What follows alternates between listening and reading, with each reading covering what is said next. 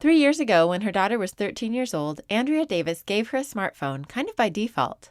Then, All of a sudden, I could just see like she'd come home from school, and instead of us having this connection time of like, how was school? And, the daily exchange, I could see her just tapping and scrolling on this phone. And it literally just made my stomach sink. And I thought, this doesn't feel right. But now what? this is the How She Moms podcast with Whitney Archibald. I'm a mother of 5 on a mission to help moms connect with your kids, manage your homes, and create your own unique version of motherhood. I curate ideas from different moms so you can pick and choose what works for you and your family. The story of Andrea and her disappearing daughter includes all the hallmarks of a good parenting drama, including, it seemed like a good idea at the time. We made a big mistake. What do we do now? Ooh, she's going to be so mad at us. And you're the meanest parents ever. It's a scenario that repeats over and over in so many contexts while we raise our kids. So often we just have no clue what to do. But it especially seems to happen in the context of technology, partly because it's new territory and we parents are the pioneers. All our parents had to worry about, if they even did, was how much TV we watched or how much we hogged the landline. For you younger parents, cell phones and video games and the internet may have been in the picture, but you didn't have smartphones in your pockets all the time like kids today. Advancing technology keeps giving us new frontiers, new devices and apps to monitor. How on earth are we supposed to keep up and keep making all these decisions about what technology our kids can use, when, and how often? One thing we all have in our favor is that we're not alone. We have each other, and luckily we also have Andrea Davis, who, when faced with all these questions herself, decided to tame this wild frontier and help pave the way for the rest of us by founding a company called Better Screen Time with her husband Tyler. In this episode, we'll find out how her daughter's cell phone story played out, and we'll learn about how their whole family works together to set boundaries around technology and keep an ongoing positive dialogue about screen time. Before we start, I wanted to let you know that this will be my last episode before my summer break, and I'll be back with new episodes in September. I also want to thank our 2 sponsors for this episode, Smart for Life and Baby Trend. In regular life, I eat a fair amount of meals on the go, but in summer, I eat at least one a day as I run my kids hither and yon. And these days, what I usually grab are Smart for Life bars and protein cookies. They were designed as complete meal replacements, so they're filling and nutritious. Perfect for those many days when I or my kids accidentally skip breakfast or lunch and need something quick, or for tossing in the pool bag as you rush out the door. Of course, for us, a mostly gluten-free family, we appreciate that they have several good-tasting gluten-free options. I also like that they're not as sweet as many of the bars out there. My favorite gluten-free bar is the Choco Crisp flavor, and I just got some banana chocolate chip protein cookies in the mail last week, and I'm hooked. They're kind of the consistency of a firm muffin, but they're not so sweet you feel like you're eating a cupcake. And as a How She Moms listener, you can use the code HowSheMoms with no spaces to get 20% off your order at smartforlife.com. The next sponsor is Baby Trend. You may already know that I love their 2-in-1 convertible car seat. Well, this week they sent me the Expedition Racetech Plus jogging stroller. This is a great stroller. True to form, Baby Trend thought about all the little details. First of all, you can lock or unlock the front wheel with a simple switch, so it's really easy to maneuver. It has 2 cup holders and the cell phone holder up by the handles, which can adjust to any position you want, including facing inward to make a bar you can push with one hand. There's plenty of room in the basket too, which is always a big deal to me, and there's mesh on the sides that goes all the way up to the frame so your blanket won't slip out and drag on the ground while you're pushing the stroller. And this may seem like a small detail, but even the little tube stems are angled out so you can actually fit the pump on them to get air in those tires. The jogging stroller I used to have was impossible to pump up. But the coolest thing is how it folds. My sister-in-law audibly gasped when I reached into a hidden pocket in the seat and grabbed a single handle with one hand to collapse the whole stroller. My other favorite thing about Baby Trend's products is that they're both high quality and affordable. So many moms think they have to break the bank to buy a jogging stroller they can actually jog with. This stroller is typically $169 at babytrend.com, but it's 20% off for How She Moms listeners using the code COVERME20 with no spaces and a capital C and a capital M. Okay, so I'm guessing you'd like to hear more about what happened with Andrea's daughter and her cell phone.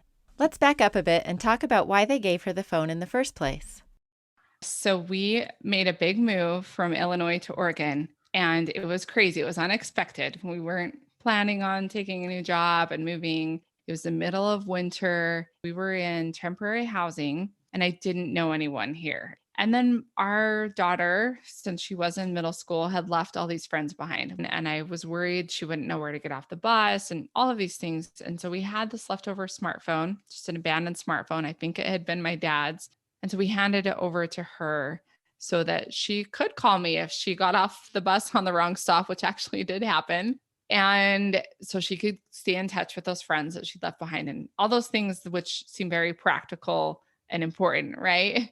But after really just like 4 or 5 months, I could see that that phone was literally sucking away her childhood and that it suddenly had become this huge distraction. There were all these apps on the phone that I didn't even know existed because I didn't use any of those apps because I was a busy mom of 5 kids, right?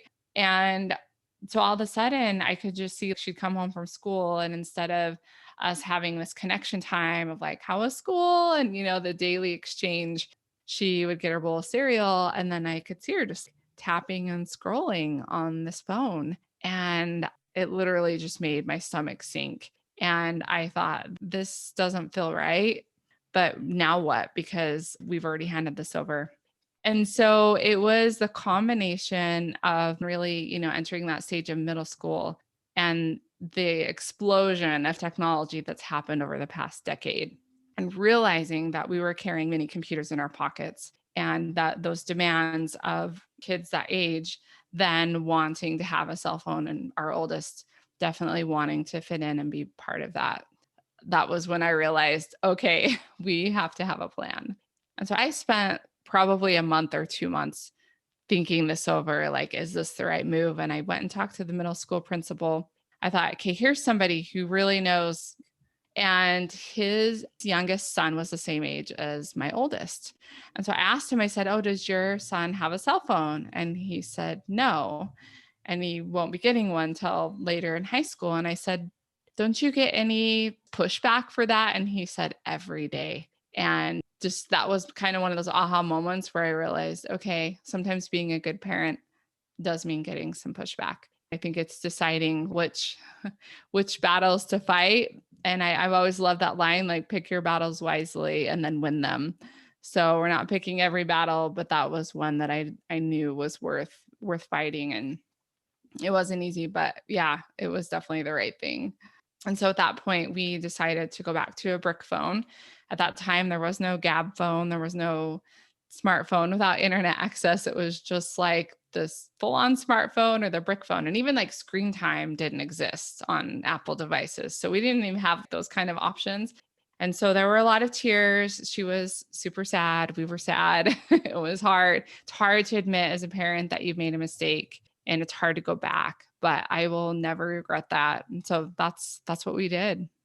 Was she angry at that? Did she understand? Yeah, I still remember where we were in the kitchen because that felt that traumatic. Yeah, she was very angry and upset with us, but she was so embarrassed. I think that was the big part of it. And it is very real for our teenagers and our preteens for her to use a brick phone. It was like she would text on it and throw it back in the backpack. Andrea clearly picked and won her battle and keeps winning it. But the battle she's fighting may not be what you think it is. To Andrea, the enemy is not technology itself. In fact, that's one of the things I love about her and her approach to technology. She's not against or afraid of technology. She's fighting to help us use it wisely as a way to connect rather than a way to isolate ourselves. And her weapon of choice is research, learning and then sharing what she learns with the rest of us. I started feeling like parents needed more resources to be able to navigate this. And as I was looking for resources, I felt like there were two camps. There was like really fear based information. And then there was just like the free for all where parents were like, oh, this is the world that our kids live in.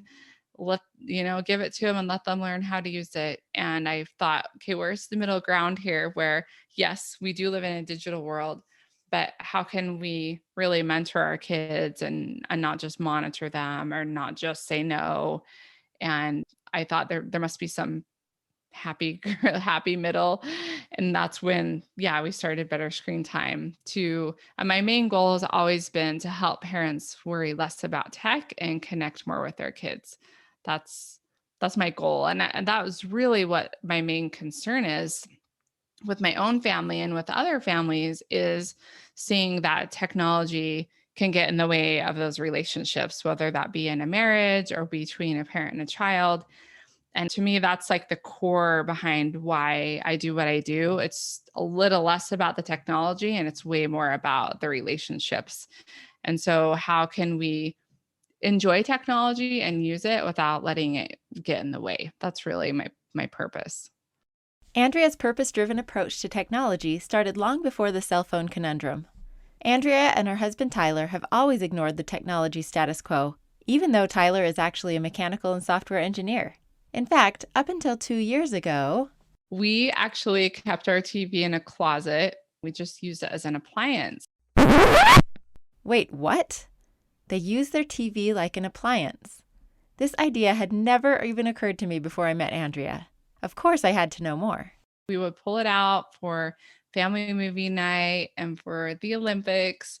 And otherwise, we really didn't use the TV much. We had a house fire 2 summers ago.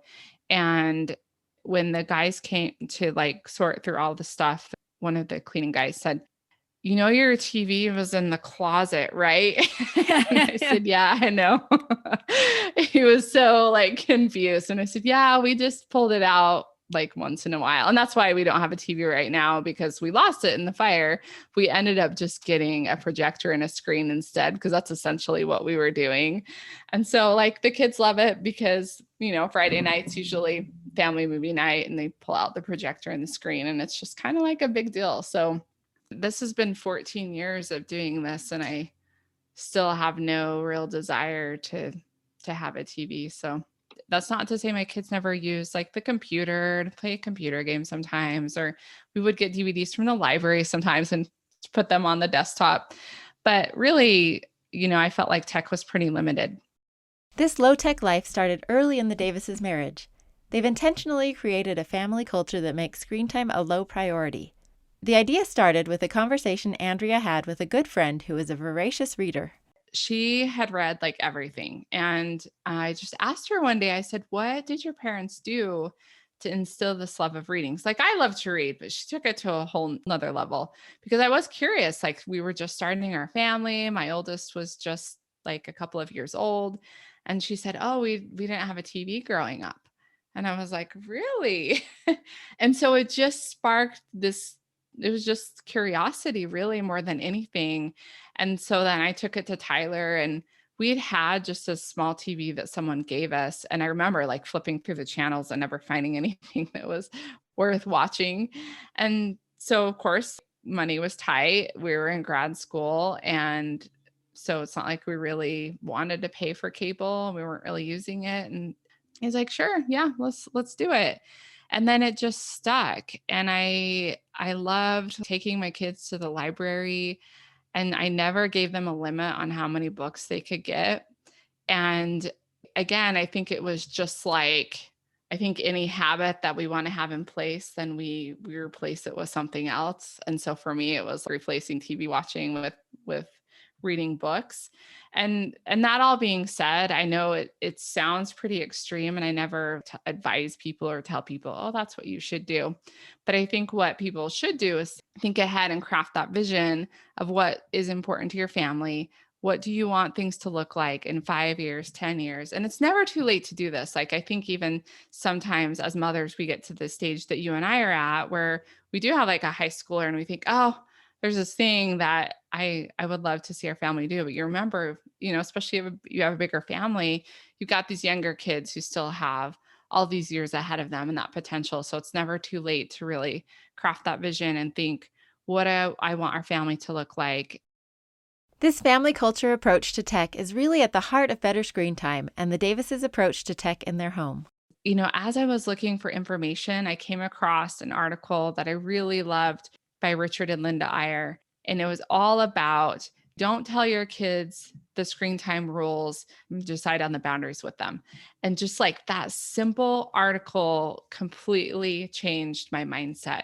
And I thought, wow, what if as parents, we could see this problem as an opportunity and not only an opportunity to teach our kids, but an opportunity to connect with them. With this in mind, Andrea developed a series of 10 family tech discussions and compiled them into a book called Creating a Tech Healthy Family. I've gone through the discussions with my own family, so I can vouch for how good they are. These discussions started as real-life conversations with her own family. And I just said, hey guys, we're going to have a tech discussion. And we used to call it the family tech think tank. Really, the goal was like, let's all brainstorm together and come up with some solutions together. And so all of these tech discussions, I decided, okay, we're going to connect first as a family. And I think, a lot of families are familiar with this. They might do a family council meeting or just like a family night. But that's kind of the whole idea is we're connecting first. And then we go into this discussion. And my kids know I like whiteboarding, pulling out a whiteboard or a flip chart and like, let's write this out. And part of it is just because I'm very visual. But some families, it might just be a conversation around the dinner table or around a bowl of ice cream. I don't think it has to be super formal, but we just made a thumbs up and a thumbs down list of all the things that we loved about technology and all the things that we knew we needed to watch out for. Like what are the pros and cons? And thumbs up and thumbs down works really well for kids because they know what that means. And our kids had so many great ideas and had even shared things that I hadn't thought of, certain pitfalls of technology. And that's really how it started. And I liked that because at that point, we weren't making any decisions. We didn't set up any rules or any boundaries. We just had a conversation about that skill of discernment, which is something else that Richard Iyer talked about, that we could see this as an opportunity to teach our kids the skill of discernment, which is to be able to tell the difference between good and bad. And that's so important because we're not always going to be there. The filters that we put in place in our home are not always going to be there. Our kids are going to go to school, they're going to be on the bus, they're going to go to their friends' houses. And in all those places, we're not going to have like the perfect scenario where mom and dad are there or the filters are in place. And so we have to start from that framework of teaching. And that's really where it began. At their next family discussion, they got down to business and started creating their family tech plan and setting some boundaries about where, when, what, and how long they would use different technology. In typical Andrea fashion, she did some background research before the meeting, and she and Tyler talked ahead of time about what boundaries they wanted to suggest. Then they sat down with the kids. So we talked about where deciding to keep screens out of the bedrooms and the bathrooms was one of the main things that I wanted to talk about when it comes to where we use screens. And that was because of all the research that I had read. That was a common theme and trend that I saw.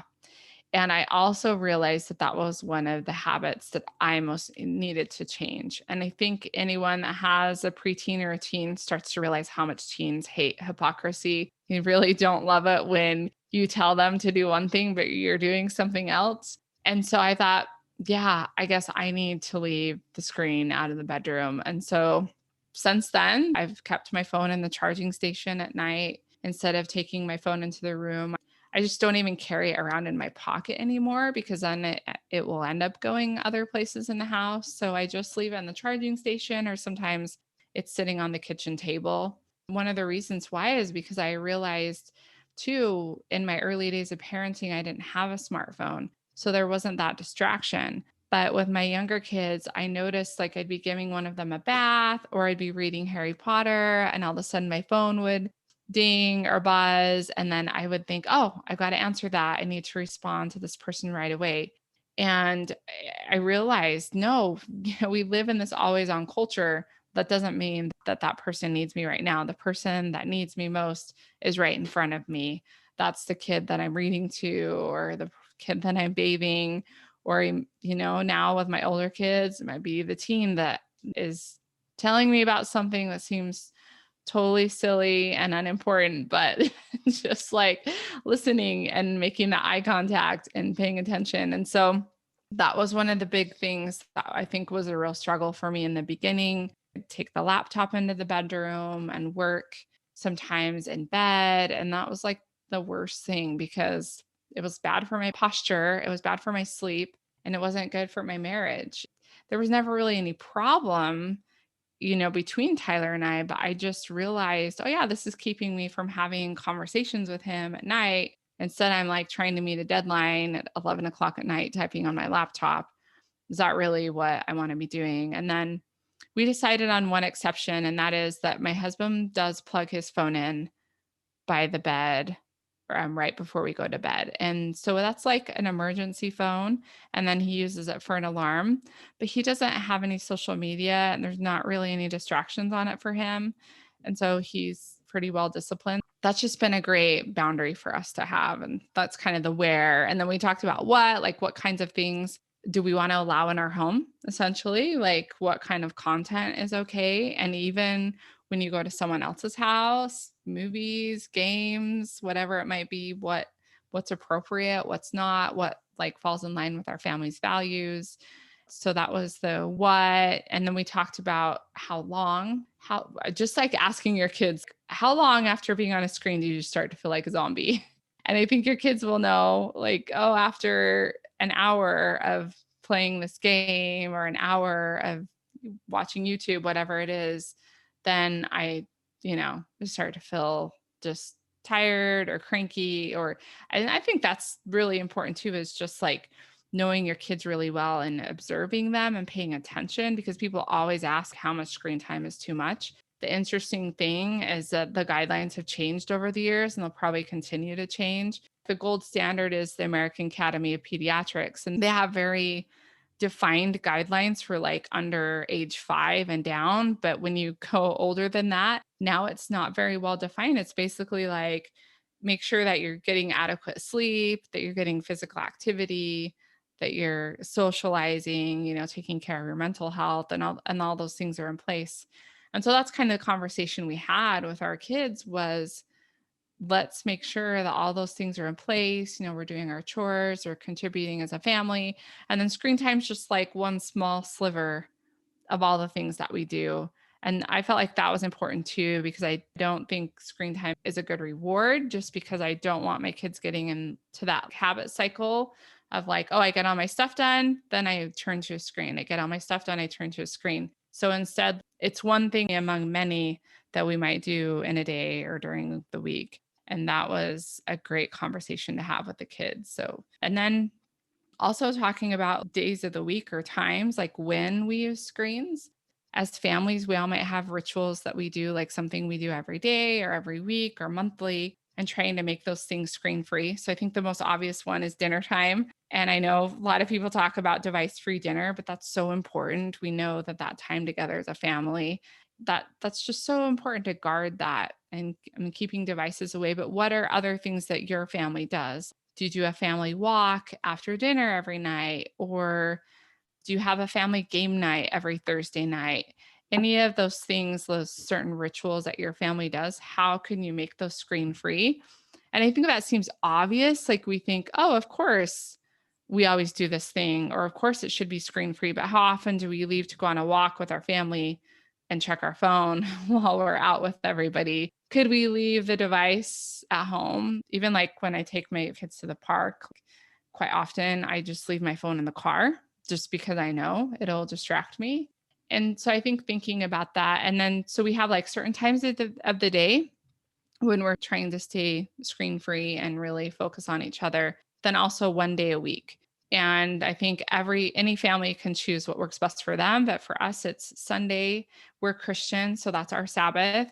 And we don't completely abstain from tech because we actually use tech sometimes for our church meetings, but we use it differently that day. And so as a family, we decided that like FaceTiming with grandparents was great, or with cousins. And one of my daughters writes stories with her cousin on Google Docs.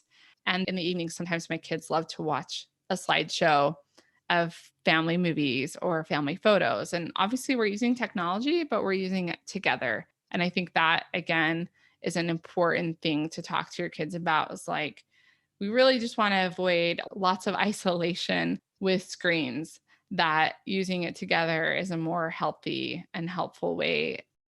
Screen time experts talk a lot about how, not all screen time is created equal. And so we might be creating, connecting, or consuming.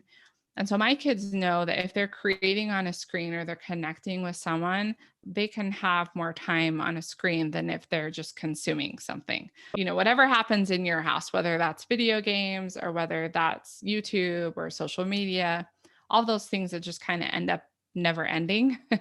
And that's when we're just consuming, we're not really participating, then that's the type of screen time that we need to be really mindful of. But my kids quite often they love to make an iMovie together, and they're together, they're being creative, they're doing something fun. So I'm not like, "Oh, your screen time's up. It's only 30 minutes today." Like, yeah, if they spend 2 hours doing that, as long as other things are done, then that's cool. It's just a good way for our older kids to start to have that self-awareness and develop that ability to really think about, okay, how long have I actually been on here watching YouTube videos? And it's just good for them. By now, I bet you're all wondering, did her daughter ever get a smartphone? The answer is yes. They just decided to use a more gradual approach to phase it in. The first phase is like a brick phone or something really simple like the Gab phone, which would also cover phase two, because phase two is adding just like a few simple things like texting, calculator.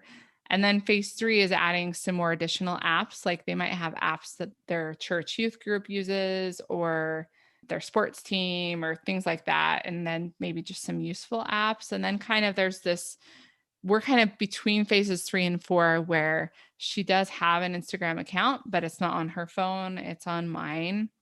And again, she decided on her own to disable it right now. So there's kind of this gradual process that we walk our kids through, and that was another one of our tech discussions, and I think that's helpful for kids to know what's coming up rather than us just always saying no, no, no, no video games, no social media, none of this stuff, because eventually, and it depends on the kid, but some of them, there are lots of workarounds and they find ways to get a hold of it. But I think that it's important to have these conversations and be like, we're preparing you for this. It's not just no, never. So she got the smartphone around then. And then I have two middle schoolers who they'll be seventh, eighth grade this fall, and they share a Gab phone. If you haven't heard of a Gab phone, it's a phone made by an independent phone company, Gab Wireless, which looks like a smartphone, which you can use to talk or text, but it also has 14 basic apps, things like a camera, calculator, and music, but no internet access. Instead of setting specific ages at which the kids can move up to the next stage, the Davises use a readiness checklist, which, you guessed it, they came up with together. Kids are different. They're not all going to be ready at the same time developmentally and emotionally, and they're just at different levels. And so that was one of the conversations we had with the kids, and I just asked them two questions. I said, what does it mean to be responsible, and what does it mean to be emotionally mature? And they came up with so many ideas. And depending on the ages of your kids, you might have to unpack emotionally mature a little bit, but they started to catch on. They're like, oh yeah, that means like you're nice to your siblings, and you don't throw a fit when things don't go your way, and all those signs, like those milestones, I guess, of really gaining that maturity and becoming emotionally mature. And so we made those lists together, and then I turned the tables a little bit and I said, okay, you guys, those are the things that someone needs to be able to do before they can have their own cell phone. And they were like, oh, okay, that's where we were going with this. And I think it's just powerful because I think we put it in a self evaluation. So it gives kids and teens the opportunity to self reflect and see, okay, where am I at? Am I actually kind to my siblings? We talked about that. I said, if you can't be nice, of course you're going to be mean sometimes, but if you can't be nice consistently to your family, then how can I trust that you'll be nice consistently with someone online that perhaps you don't know, or, just in so many different situations and circumstances. And so that's just a great conversation to have with your kids about what that really means and looks like. And here's the key, like, can they be calm in that conversation? And if they can't, they're not ready to move on to the next level. Because again, one of those questions talks about basically, can I have calm conversations with my parents about my technology use? And if they can't have calm conversations, like admit to when they've messed up and just be honest with you about and have that kind of the attitude of wanting to improve, then they're not ready because your problems are just only going to get worse. They'll become exasperated once you give them more freedom. And so we talk about that all the time. And my two middle schoolers even know there was one time, even maybe a couple of months ago, where both of them were kind of almost like coming at Tyler and I about getting a little bit more freedom. I think they both want their own Gab phone right now. They share. And they were almost kind of pecking at us a little bit. And then one of them said, "Wait, we're not having a calm conversation."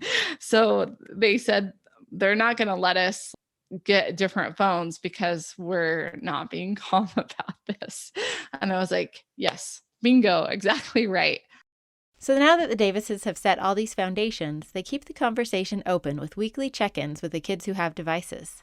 Once you're kind of getting into the nitty-gritty and someone has their own device, and you really need to be having a little bit more in-depth conversations about pornography and about just like social media and cyberbullying and a lot of those things, those topics that can kind of get heavy, then I think really having these one-on-one conversations with your teen is so powerful. And that's something that I have done with my teen over the past couple of years. We watched a lot of TED Talks together, and we talked about her values and how she wants to live those online and offline.